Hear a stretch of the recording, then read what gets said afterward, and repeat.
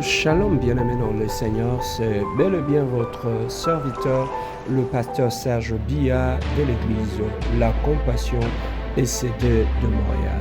Aujourd'hui, bien-aimés dans le Seigneur, Dieu m'a mis à cœur de partager ensemble avec toi, de réfléchir ensemble avec toi sur l'importance du silence dans la vie d'un enfant de Dieu.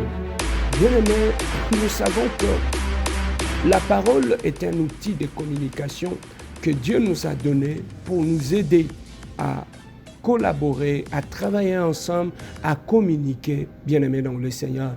Mais cet outil, lorsque nous n'avons pas la sagesse, l'intelligence de savoir comment l'utiliser, cet outil peut, bien-aimés, nous être très néfaste.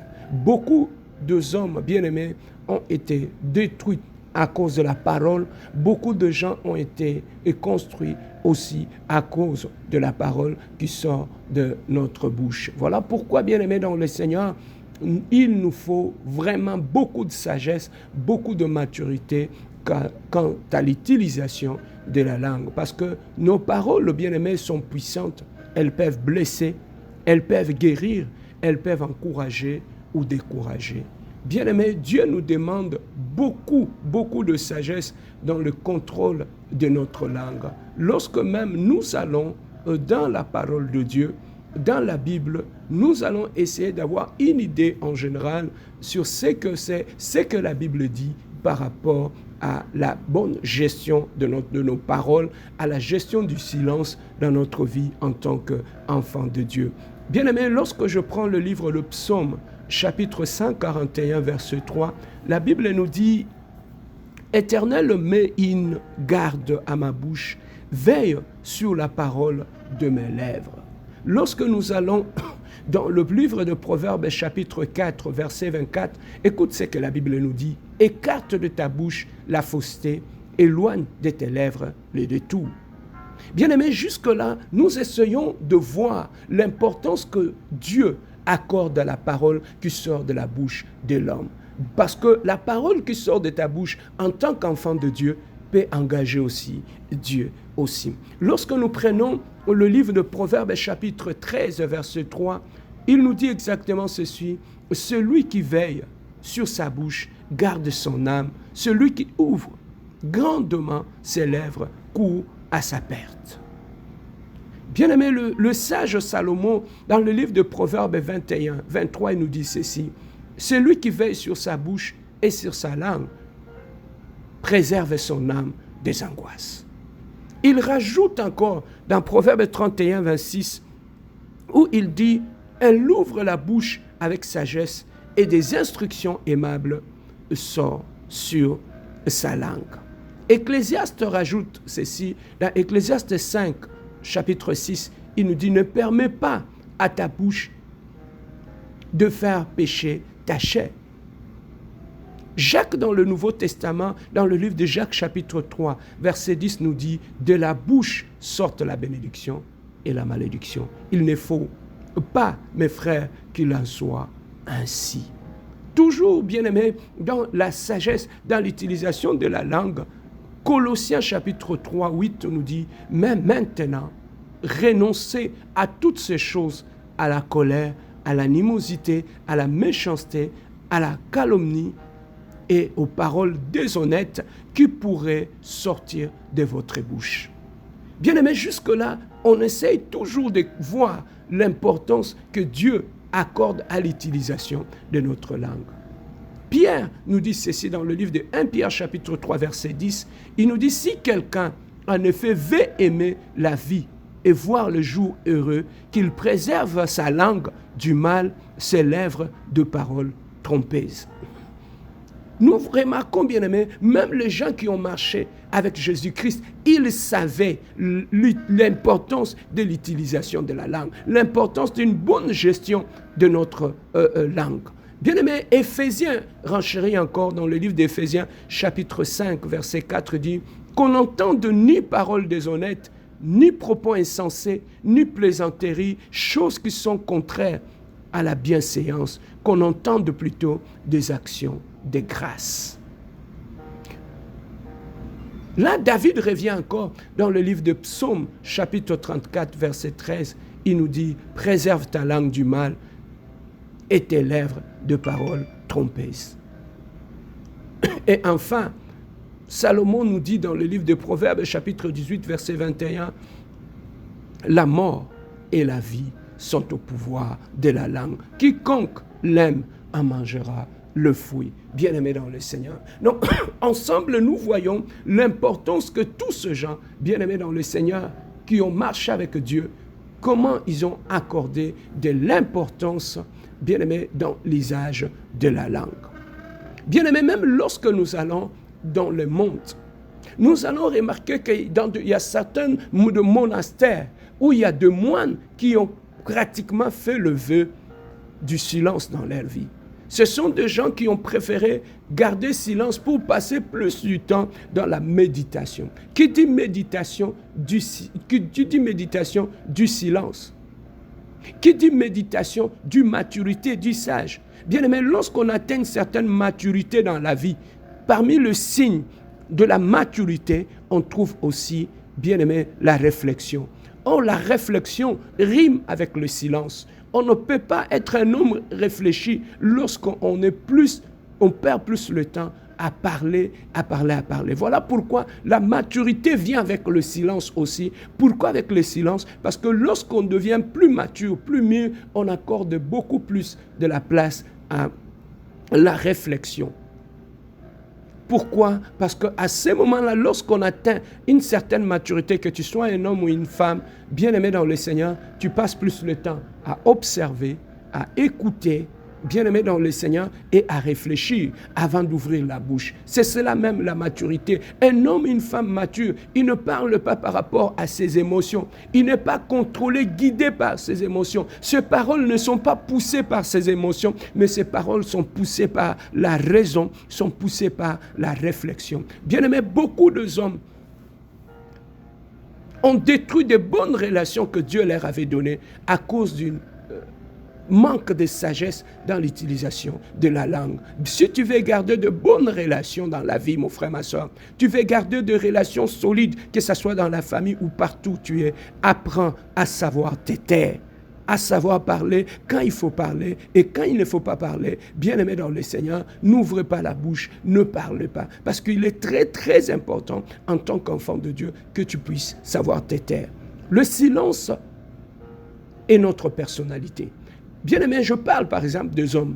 Un homme leader, un homme mûr, même dans le monde, lorsque tu rencontres de grands leaders, de grands présidents, tu vas remarquer une chose, que ce sont des gens qui ne parlent pas beaucoup. Ce sont des gens qui aiment plus écouter, ce sont des gens qui aiment plus observer, parce qu'ils sont dans le monde du silence, le monde de la réflexion. Ce sont des visionnaires, ce sont des gens qui voient loin. Voilà pourquoi ils passent plus le temps dans le monde du silence, qui est le monde de la réflexion, qui est le monde des leaders, le monde des visionnaires. Bien-aimé, en tant qu'homme, si tu veux faire asseoir ton autorité, tu veux faire asseoir ton leadership, que ce soit dans tout le domaine, dans ta famille, dans ton église, dans ton mariage, en tant qu'homme alpha, ne parle pas comme une femme, ne parle pas sous les émotions. Souvent, les hommes qui parlent trop, ce sont des hommes qui ne manquent pas de péché, et ce sont des hommes facilement, ils ne sont pas respectés, ils ne sont pas considérés. Tu ne peux pas faire asseoir ton autorité dans ta famille, dans ton mariage. Lorsque tu cries comme ta femme,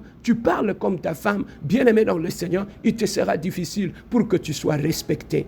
Un homme bien-aimé dans le Seigneur, qui est un homme mature, un homme responsable, même dans une fête, il ne parle pas. Dans le lieu public, il se tait. Pourquoi? Parce qu'il passe plus le temps à écouter et à observer. Mais un homme insensé, un mari insensé, c'est un mari qui s'agite dans le lieu public, qui parle de tout et de rien, qui ne parle même des sujets qu'il ne maîtrise pas. Il devient un spécialiste en tout, il devient comme un guignol, comme un gigolo, et il expose son ignorance, et plus personne ne va le respecter, et par ricochet, personne ne va respecter sa femme. Pourquoi? Parce qu'il a un homme bien-aimé dans le Seigneur qui a détruit son image, son autorité, parce qu'il ne sait pas garder le silence. Nous prenons du côté de femmes. Une femme, ce sont des êtres émotionnels. Ce sont des êtres qui aiment agir et se laisser guider par les émotions. Mais lorsqu'une femme prend de l'âge, lorsqu'une femme est assise dans la parole de Dieu, lorsqu'une femme devient mature, dans la plupart des cas, ce sont des femmes qui ne parlent plus beaucoup. Ils ne sont plus dans l'émotionnel. Ils ne s'embarquent plus dans des sujets qu'ils ne maîtrisent pas. Ils ne mettent plus leur bouche dans ce qui ne leur concerne pas. Tu vas remarquer beaucoup de femmes qui ont été rejetés là où on les a réussis, tout simplement parce qu'ils ne savaient pas comment se taire. Ils ne savaient pas comment gérer leur langue. Ta belle famille qui t'avait réussi, qui t'avait honoré, peut te rejeter du jour au lendemain. Pourquoi? Parce que tu as mis ta bouche dans des choses qui ne te concernent pas. Et tu as parlé là où il ne fallait pas parler. Et tu as embarqué des conversations, bien aimées dans le Seigneur, qui ne pouvaient pas embarquer dans ta belle famille. Voilà pourquoi aujourd'hui, tu es déshonoré. Personne ne te considère, tout simplement parce que tu n'as pas respecté certains principes qui sont attachés à la maturité, à la dignité d'une femme. Tu as ouvert la bouche et tu es allé toucher ce qui était sacré. Et aujourd'hui, tu subis le rejet. Personne ne va plus te prendre. Voilà, bien-aimé dans le Seigneur, la place du silence dans notre vie, si nous voulons garder de bonnes relations, que ce soit dans nos églises, que ce soit dans nos vies, partout où nous sommes, bien-aimés dans le Seigneur. Le silence n'est pas le monde de faibles. Le silence, c'est la discipline des hommes mûrs, des hommes matures. On ne garde pas le silence parce qu'on est bête. Non, on garde le silence parce qu'on ne veut pas s'exposer et on ne veut pas donner les armes à nos ennemis pour qu'ils se servent de toutes ces armes-là et qu'ils puissent nous détruire. Voilà pourquoi, bien-aimé, tu dois développer la maturité et la sagesse de savoir garder silence, de savoir parler quand il faut parler. Mais maintenant, dans quelle situation, bien-aimés dans le Seigneur, nous pouvons garder silence lorsque nous faisons face à certaines situations dans la vie? Bien-aimés dans le Seigneur, on va comprendre une chose. Lorsque tu fais face à la provocation, bien-aimés dans le Seigneur, même la parole de Dieu nous dit, vous garderez silence, moi je combattrai pour vous. Lorsque tu fais face à la provocation, que ce soit en face des amis, que ce soit en face des collègues au travail, que ce soit dans l'église, que ce soit dans ton lieu, partout où tu es, lorsque tu sens qu'on te provoque, un homme mature, c'est quelqu'un qui sait se taire. Il sait se taire lorsqu'il sait que je fais face à une provocation. Parce que lorsque tu ouvres ta bouche, tu donneras les armes à tes ennemis et d'utiliser ces armes pour te détruire, pour te salir avec. Voilà pourquoi un homme, une femme mûre et mature, lorsqu'il fait face à la provocation, que ce soit partout dans sa famille, c'est une personne qui doit apprendre à se taire et laisser Dieu agir. C'est très important, bien-aimé dans le Seigneur. Parce que lorsque tu parles le même langage que tes ennemis, tu ne pourras jamais en sortir vainqueur. Une autre situation pour laquelle nous pouvons garder silence, bien-aimé dans le Seigneur, c'est face aux confidences des autres. Lorsque les gens t'ont fait de confidence, ils sont venus te voir, ils sont confiés leurs secrets. Bien-aimé, peu importe lorsque les amitiés vont finir, n'ouvrez jamais la bouche pour exposer des choses qu'on t'avait confiées lorsque tout allait très bien. Combien de hommes nous avons détruits? Combien de hommes tout autour de nous qui se sont suicidés? Tout simplement parce que nous avons mis sur la place publique des choses qu'on nous avait confiées. Bien-aimé dans le Seigneur, un homme mature, une femme mature, même quand les relations ne sont plus au beau fixe, il n'ouvre plus la bouche pour exposer les confidences lorsqu'il est un enfant de Dieu, bien-aimé dans le Seigneur. C'est un élément qui est très très important. Bien-aimé, tu ne peux pas exposer, bien-aimé dans le Seigneur, les confidences qu'on t'avait faites. Que ce soit même vis-à-vis de ton ex, ton ex-épouse, l'ex-père de tes enfants. Même lorsque la relation n'est plus là, il reste le père de tes enfants, la mère de tes enfants. N'ouvrez jamais ta bouche pour aller exposer ses failles, pour aller exposer sa nullité à tout le monde, bien-aimé dans le Seigneur. Ce n'est pas la politique des hommes et des femmes mûrs et matures. Apprenons, bien-aimés, à monter plus haut que nos émotions émotions et ne pas confier des choses qu'on nous a dit. Que ce soit pour les hommes de Dieu, le pasteur, mais bien-aimé dans le Seigneur, ne faites pas de confidences de fidèles de ton église, tes sujets de conversation dans ton salon. N'en faites pas des sujets que tu partages avec ta femme sur ton lit quand vous êtes en amour et que tu commences à confier à ta femme de choses que le fidèle t'a confiées dans le bureau à l'église. N'en parlez pas. Parce que lorsque tu en parles, si ta femme n'est pas mature, ta femme va utiliser ces confidences-là pour régler des comptes aux gens dans l'église, dans la famille qui lui ont fait du mal. Bien-aimés dans le Seigneur, voilà comment nous avons détruit des gens tout autour de nous parce que nous ne savons pas comment utiliser notre langue. Bien-aimés dans le Seigneur. Et une autre situation, si nous voulons faire asseoir notre autorité, n'ouvrez jamais la bouche sur des situations que tu ne maîtrises pas. Tu paraîtras bête, bien-aimé dans le Seigneur, lorsque tu te mets à commenter, à faire des commentaires sur des sujets que tu ne maîtrises pas, des choses qu'on t'a rapportées que tu n'as pas vérifiées, et toi tu ouvres la bouche et tu commences à les rapporter, des choses qu'on t'a dit que tu ne connais même pas d'où ça a commencé, et tu tombes dans ce piège-là, et tu commences, bien-aimé, à te créer de problèmes partout par-ci, par-là. Bien-aimé, lorsque tu veux garder de bonnes relations, de relations solides, de relations qui disent dans les temps, bien-aimé, apprends à te taire. Apprends à te taire pour avoir de bonnes relations. Apprends à savoir quoi dire, quoi ne pas dire. Ça sera très important, bien-aimé, dans le Seigneur, lorsqu'on veut garder de bonnes relations, parce que ça passe aussi par la discrétion.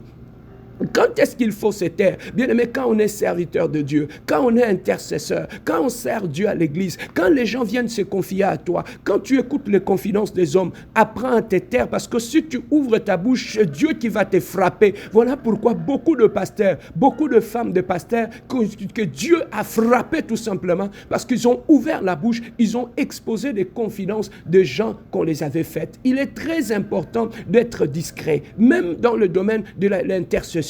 Tu ne peux pas rentrer dans les secrets de Dieu lorsque tu as une bouche ouverte. Dieu ne peut pas te confier de grands secrets lorsque tu as une certaine facilité à ouvrir ta bouche partout où tu es. Voilà pourquoi tu pries, tu n'écoutes pas la voix de Dieu. Tu pries, tu n'écoutes plus Dieu. Pourquoi? Parce que Dieu a vu en toi un colporteur. Dieu a vu en toi quelqu'un qui est indiscret ou une femme indiscrète. Voilà pourquoi Dieu ne te confie rien. Dieu ne te parle rien. Bien-aimé dans le Seigneur, c'est ta discrétion qui te donnera accès aux secrets de Dieu, bien-aimé, dans le Seigneur. Et bien-aimé, si nous voulons être respecté, considéré, tu vas faire asseoir ton respect, ton autorité, que ce soit dans la famille, que ce soit partout, apprends à garder silence. Il est très important, bien-aimé dans le Seigneur, si tu veux protéger ta dignité, ton image. Imagine-toi que tu ailles raconter des choses que tu ne maîtrises pas et que les gens commencent à te faire asseoir pour te poser des questions. Tu es allé raconter ceci, c'est toi qui es allé dire c'est ça. Bien-aimé, tu vas paraître ridicule et bête.